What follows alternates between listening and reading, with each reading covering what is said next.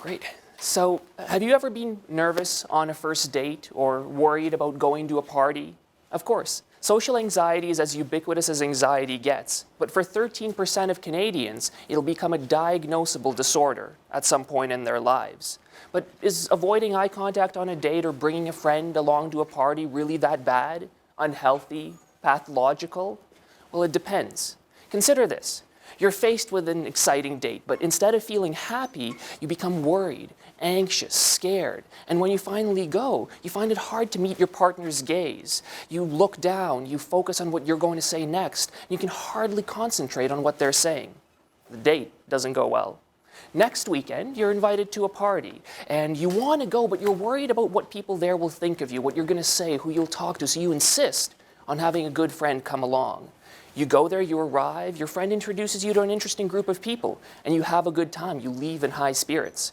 Both of these situations exemplify social anxiety. They start with anxiety-provoking situations. They involve anxious and worried thoughts, negative emotions, and culminate in the use of safety behaviors that try to diminish those anxieties and fears.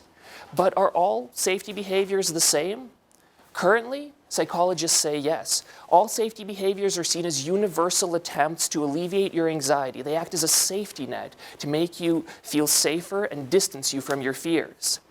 But not all of them are necessarily ideal to use. And treatment involves dropping all safety behaviors, cutting them out entirely. And that's a problem. For many people, dropping your safety net entirely is terrifying, and so much so that they decide to leave treatment altogether. They decide to give up on getting help. But what can we do? Well, consider this. Would you react the same way to somebody who goes to a party and stands glumly in a corner avoiding eye contact as to somebody who brings along a friend and lavishes praise on everybody there? Well, I imagine not.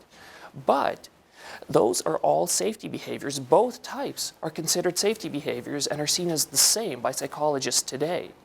So what can we do? Well, in a study I just ran, I found that people react differently to different safety behaviors.